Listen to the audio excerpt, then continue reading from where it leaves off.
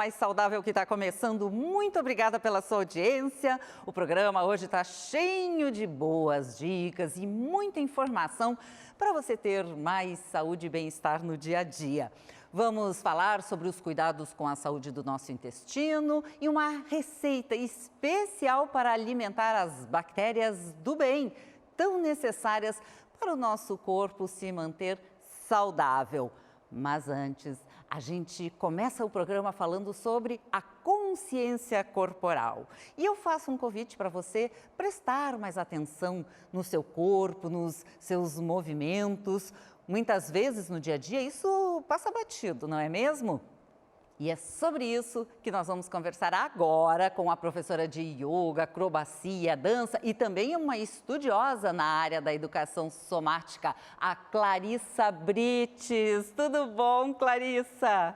Oi, querida. Tudo bem? Tudo bem, prazer conversar contigo. Pois as pessoas no dia a dia, geralmente, não prestam atenção, por exemplo, quando sentam nos seus movimentos, no seu corpo e acabam levando isso assim no automático, né? E fazendo exercícios muitas vezes também no automático. Quais são os riscos que isso quais são os riscos que podem acontecer? Bom, então quando a gente executa um movimento sem estar prestando atenção no que a gente está fazendo e sem conhecer o corpo, a gente pode acabar lesionando, né? Aqueles maus jeitos nas costas e tal, provém de a gente estar fazendo um exercício sem atenção. Então, quando você falou ali em educação somática, em estar atento ao movimento, a gente reconhecer as nossas forças internas, as musculaturas profundas e usar o nosso centro de força quando a gente faz força ou posicionar o nosso corpo numa postura que não existe a postura correta, mas estar atento à postura e como funcionam os ossos para a gente se posicionar de uma forma que não lesione o corpo é uma coisa que é importante tanto quando a gente vai lavar a louça quanto a gente faz exercícios. Mas não é do dia para a noite que a gente acaba tendo essa consciência corporal. Eu sempre digo assim, aos poucos a gente vai aprendendo, né? Por exemplo, no yoga, tu tens um trabalho que é bem essa abordagem somática. E eu gostaria que tu explicasse isso. Sim, então, essa abordagem que eu chamo de yoga contemporâneo, ela traz de todos os lugares, como a educação contemporânea, como os estudos de movimento contemporâneos, eles trazem esse conceito de beber em várias fontes, de trazer coisas de diversos lugares para ajudar a pessoa a compreender. Pode ser que a pessoa compreenda através de imagens, pode ser que a pessoa compreenda acessando a criatividade, acessando movimentos lentos de compreensão do peso, de utilização do baixo ventre, do centro de força. E uma coisa que colabora muito, e por isso que o yoga é tão procurado, é a combinação com a respiração. A respiração faz a gente tomar tempo e prestar atenção, fazer as coisas mais lentamente, adquirindo uma memória corporal. Para quando a gente vai fazer exercícios que exigem mais ou que são mais dinâmicos, a gente tem uma memória corporal preparada para responder de uma forma adequada que não vai causar lesões. Então, falaste algo bem importante, a respiração. Isso é a base para a gente começar a ter mais consciência corporal? A respiração, ela também é um dos fatores, começando, porque como ela oxigena o cérebro e acalma, então a gente nos permite que a gente acesse esse estado de relaxamento enquanto a gente trabalha. Então a gente acaba fazendo as coisas com mais calma, assim, digamos, além de a própria respiração ocupar vários espaços no corpo que nos fazem perceber essas sutilezas, né? Onde estão as costas, onde está o diafragma, como a gente para onde vão as costelas, o peito e tal. A gente fala muito em yoga que a respiração é a conexão da parte física com a parte sutil, ela está no meio do caminho, né? E quais são as outras formas para a gente acessar esse conhecimento, esse autoconhecimento corporal? Existem muitas técnicas, né? Então, a abordagem é que faz a diferença. Não importa qual é a técnica, eu posso trabalhar o balé com uma abordagem somática, eu posso trabalhar o yoga com uma abordagem somática, ou eu posso trabalhar ambos pela forma, querendo atingir um determinado patamar que às vezes eu não estou preparada para atingir e acabar me lesionando tanto no balé quanto no yoga. Então, tem aquelas posturas de botar o pé na cabeça, que pode ser que algumas pessoas estejam preparadas para fazer, outras não. Então, o importante, porque somática refere à experiência vivida em primeira pessoa. Então, é importante a pessoa estar consciente do seu próprio corpo. Claro que algumas coisas ajudam. Conhecer como é o corpo, como funcionam os ossos, como funcionam os músculos, a formação celular, neuroplasticidade, né? Tudo isso e exercícios que nos fazem reconhecer isso, tudo isso auxilia. São diversas as técnicas, tem técnica de reconhecimento dos movimentos da coluna, a relação da cabeça com a cauda, a relação da escápula com a mão, o centro de força, algo muito importante, a respiração, como eu falei antes, a utilização de imagens. Então, existem muitos exercícios para fazer essa abordagem, para nos ensinar a prestar atenção nesses detalhes.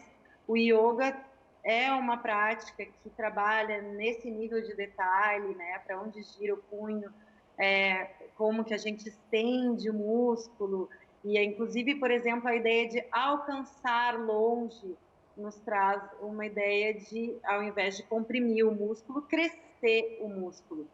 Então, tem tudo isso também nos auxilia a compreender a educação do movimento, né? Tanto para trabalhar com adultos quanto para trabalhar com crianças, porque o desenvolvimento motor e a educação da organização corporal, compreender isso nos ajuda a olhar para o aluno e entender o que ele está precisando, porque ele não tem o mesmo corpo que eu tenho, eles não têm o mesmo corpo entre eles, as pessoas não têm o mesmo corpo entre si, mas todas têm capacidades. E a gente, então, tem que compreender qual é a nossa capacidade, até onde vai, até onde pode ir mais longe, onde tem que ficar, voltar um pouquinho, utilizando, de repente, até um cinto para alcançar o pé, por exemplo. Então, fazer adaptações nas práticas é uma abordagem educativa para o corpo. Então, eu diria menos por aí. É bem por aí, é algo muito sutil. A gente precisa dar esse tempo para a gente, para desenvolver e poder, então, no dia a dia, estar mais atento com os nossos movimentos, com o nosso corpo, cuidando dele bem direitinho, não é mesmo? Isso mesmo, querida, exatamente. Muitíssimo obrigada pela participação, por esclarecer esse trabalho tão bonito que é a educação somática. Obrigada. Eu que te agradeço. Tudo de bom, namastê. Igualmente, meu amor. Bom, é importante mesmo a gente conhecer o corpo e também as nossas emoções. Agora, com a pandemia, cada um de nós está encarando a situação de um jeito. A ansiedade, o estresse e a depressão têm se manifestado na vida de muita gente. E o melhor caminho é sempre buscar algum tipo de ajuda. Em meio à pandemia, sintomas relacionados à dificuldade respiratória podem gerar a pergunta: será que a Covid-19? Dúvidas relacionadas à doença têm feito com que muitas pessoas fiquem ansiosas e desenvolvam problemas emocionais. Nessa plataforma de consultas pela internet, mais de 30% dos pacientes procuravam por psicólogos. De repente, comecei a ter crises. Acho que é muito tempo já isolada, sozinha, moro sozinha, num apartamento pequeno. Até agora, 600 pessoas já foram atendidas pelos voluntários do TUME.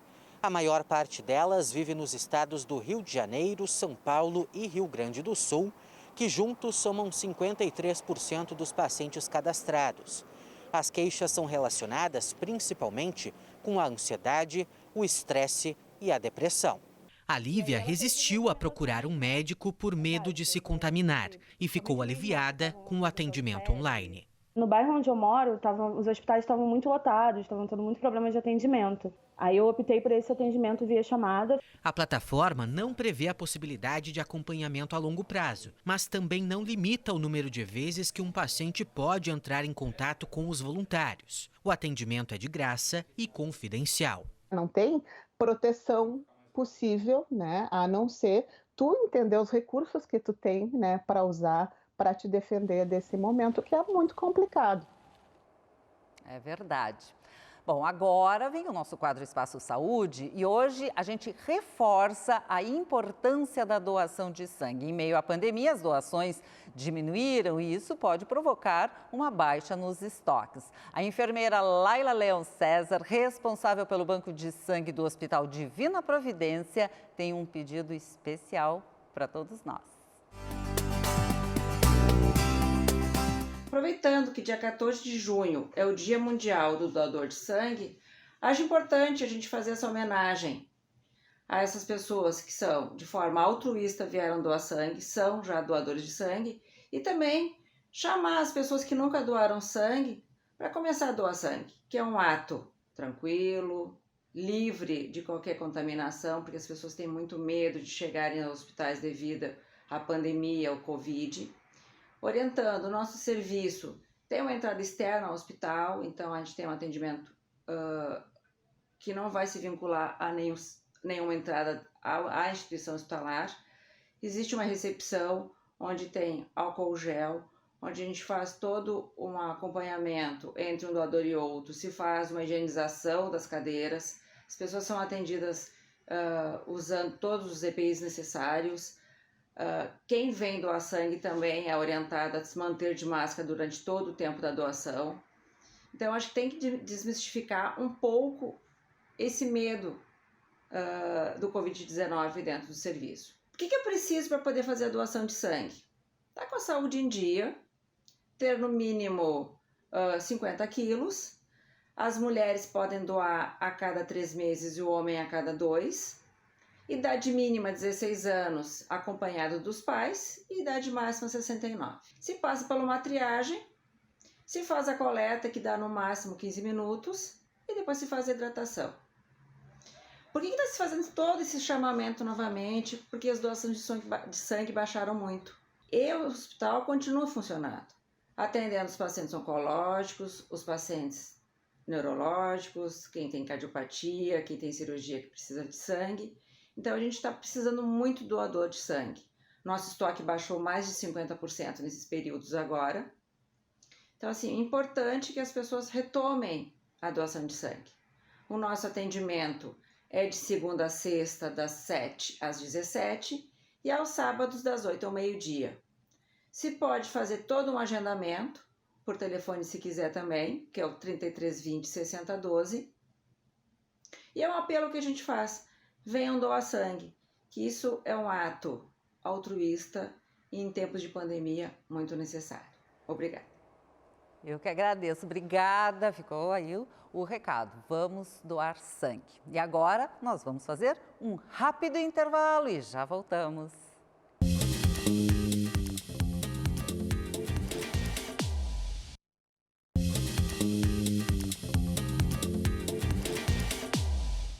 Estamos de volta e agora nós vamos falar sobre a microbiota intestinal, conhecida popularmente como flora intestinal. É uma população de micro-organismos que habita o nosso intestino e que está associada diretamente ao bom ou mau funcionamento do nosso corpo. E quem vai falar sobre esse assunto é o microbiologista, professor e pesquisador Alessandro Silveira. Tudo bom? Prazer tê-lo aqui. Obrigada. Olá, Laura. Prazer é todo meu. Agradeço o convite em participar do seu programa. Obrigada. Bom, a gente sabe que o corpo é formado por milhares de células e a maioria é bacteriana. E essas bactérias que também habitam o intestino, que podem ser boas ou não tão boas, né, patogênicas, como é que elas podem estar associadas ao funcionamento do nosso corpo, a processos fisiológicos e até mesmo a doenças? Bom, essas bactérias realmente elas estão em maior número, né? A gente estima que aproximadamente tenhamos 10 vezes mais células bacterianas do que células próprias. Isso já fica claro que essas bactérias têm um papel muito importante na nossa vida, seja para o bem ou seja para o mal. Então, as bactérias que colonizam o nosso intestino, onde a gente tem a maior quantidade de bactérias, elas vão estar associadas a vários processos fisiológicos. Então, elas vão ajudar na modulação da nossa imunidade, né? 80% da nossa resposta imune está concentrada no intestino. Elas vão ajudar na modulação do nosso humor, né? Porque vários neurotransmissores, por exemplo, né, as pessoas devem conhecer a serotonina. A serotonina é um neurotransmissor que de 80% a 90% é produzido pelas bactérias no intestino. Essas bactérias também vão criar uma barreira física no intestino que vai impedir a passagem de substâncias indesejadas do intestino para a nossa corrente sanguínea, e com isso ela pode estar associada a diabetes do tipo 2, obesidade, processos alérgicos e até mesmo predisposição a alguns tipos de câncer. Veja que eu falei associada, né? Eu não falei que essa disfunção ou esse desequilíbrio das bactérias intestinais vão causar essas doenças, mas sem dúvida nenhuma, vários artigos mostram que elas têm uma associação muito forte com essas doenças. Falaste também em relação ao cérebro, né? Uma conexão cérebro-intestino, que se fala muito, segundo cérebro. Qual é essa conexão, assim? E tem duas mãos, por exemplo, o comportamento também interferir no nosso intestino e o intestino no nosso comportamento? Sim, existe uma ligação física entre o intestino e o cérebro, né? Através do nervo vago, e esses dois órgãos eles estão intimamente relacionados, né? As pessoas devem já ter comentado ou ouvido alguém comentar que alguém está enfesado, né? Quando a gente fala enfesado, significa que a pessoa está cheia de fezes, enfesado, cheio de fezes. Então a gente sabe que a pessoa que tem constipação ou intestino preso, ela tende a ter alguns distúrbios neurológicos, principalmente, né, ansiedade, agitação. Por quê? Porque esses dois processos têm uma ligação física e têm uma ligação química, porque os neurotransmissores, boa parte, a maioria deles é produzida no intestino por essas bactérias. Então, esses dois órgãos estão sempre relacionados. E como é que nós podemos manter ou até fazer com que as bactérias, as boas bactérias, se desenvolvam no nosso intestino? Principalmente através da alimentação, porque essas bactérias elas são alimentadas pelo que a gente come, mas também os hábitos de vida, né? A gente pode falar do sono, da prática de exercícios físicos, né? O uso de medicamentos somente quando tem uma indicação clínica, né? As pessoas costumam abusar do uso de medicamentos, isso também vai afetar a nossa microbiota. A gente sabe que já tem uma carga genética do nascimento, então a nossa microbiota muda muito se você nasceu de parto normal ou de cesariana. O que seria melhor, o de parto normal?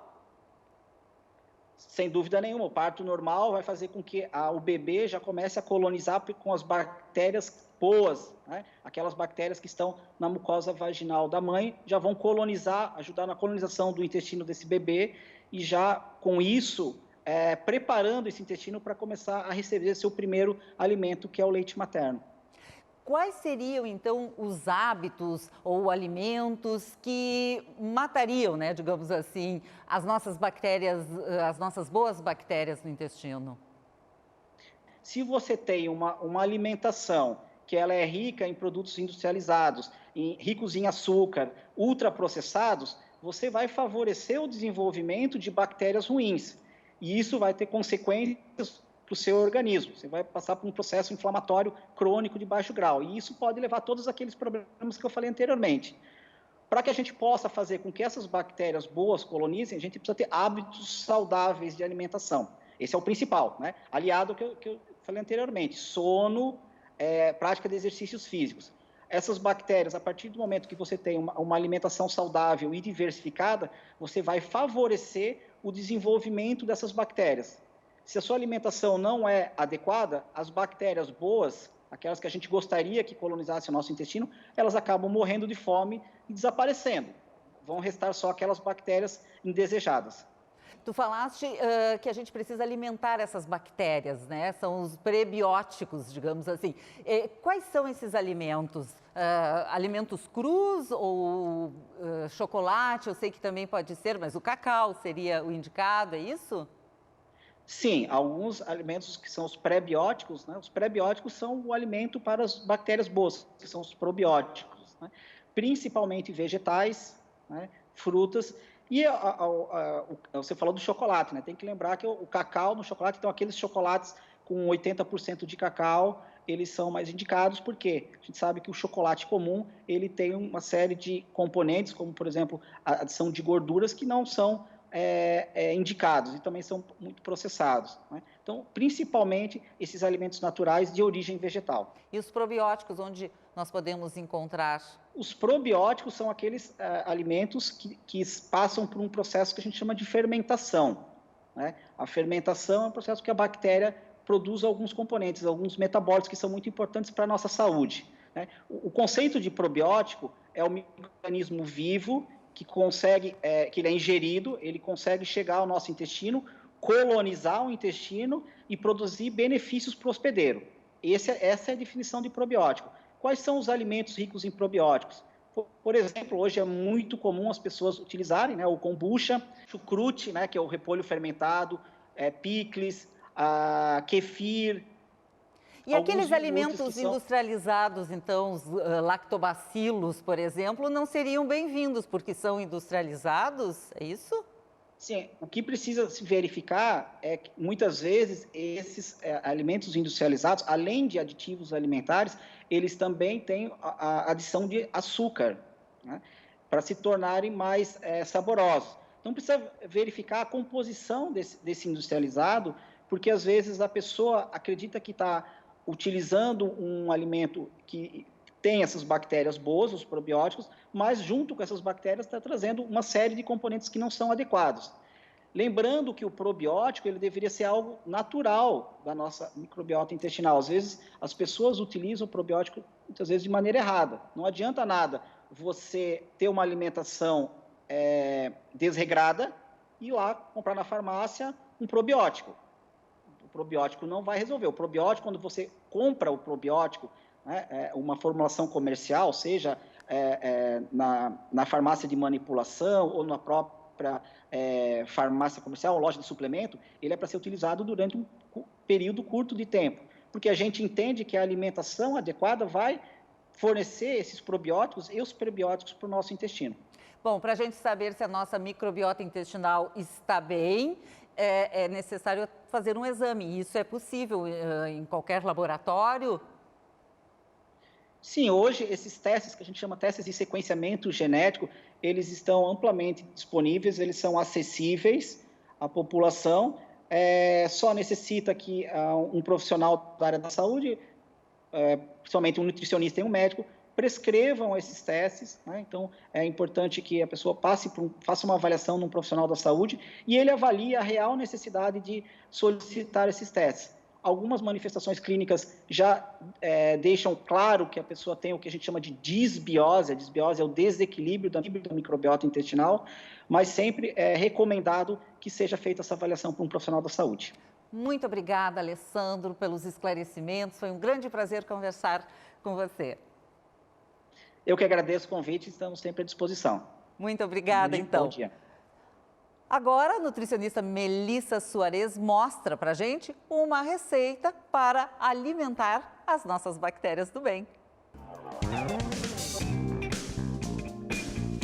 Todas as folhas, frutas, elas têm um potencial probiótico, principalmente os alimentos orgânicos.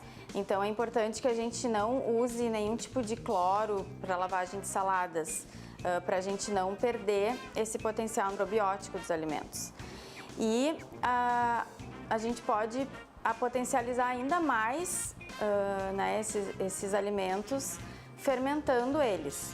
Hoje a gente vai fazer um chucrute. Assim como eu faço o chucrute, a gente pode fazer com qualquer tipo de verduras e legumes. A gente vai fazer com repolho hoje, mas a gente pode fazer um chucrute de cenoura, um chucrute de abobrinha. Tem várias maneiras de fazer, tá, gente? Eu vou fazer hoje um chucrute temperado. mas que ele não precisa ter tempero nenhum. Se vocês não tiverem esses temperinhos frescos em casa, não precisa, pode fazer só com repolho, né? Então peguem um vidro lindo, esterilizado, com uma boca grande que a gente possa colocar a mão dentro. A gente vai amassar elas. Tem umas receitas que que se coloca sal, azeite, alho. Eu prefiro não colocar, porque o sal ele é antibactericida, né? Ele impede a proliferação de bactérias benéficas. Salsão, para dar uma temperada e para deixar o nosso vidro lindo. Agora vamos botar uma camada de repolho roxo. Vou intercalar com uma pimentinha. Essa aqui é manjerona, vou colocar 2 raminhos. E olha que lindo, eu vou deixar as camadas intercaladas com repolho branco. Aqui eu vou colocar o louro também, para enfeitar e para dar um sabor. A gente vai preencher o vidro. Então aqui é a nossa última camada. Quanto mais a gente conseguir apertar o repolho, mais possibilidade dele fermentar mais rápido, né? A gente tem que tentar deixar o repolho sem ar aqui dentro. E agora a gente fecha. E aqui, em vez do repolho roxo, a gente poderia estar colocando beterraba. Então, esse vidro a gente deixa de 5 a 21 dias, dependendo da temperatura ambiente. Se for verão, em 5 dias ele está fermentado, 7 dias. Quem não gosta de muita fermentação, muito forte, ele já vai estar ideal para comer. E se quiserem ele mais probiótico, esperar, né, esses 10 dias, 21 dias, depois colocar na geladeira. Uma dica, se ele tiver muito fermentado, a gente consegue equilibrar o sabor do fermentado com o doce. Então a gente pode comer o chucrute com algum tipo de doce, ou geleia de frutas vermelhas, ou geleia de tâmaras, geleia de qualquer fruta passa, como ameixa, uva passa, ou até mesmo com melado, né? Fica uma delícia. Maravilha! E o programa vai ficando por aqui. Se você quer rever todos os conteúdos do Mais Saudável, é só acessar o canal da Band no YouTube e acompanhe também o nosso Instagram e a página no Facebook. Muito obrigada pela sua audiência e até semana que vem. Tchau!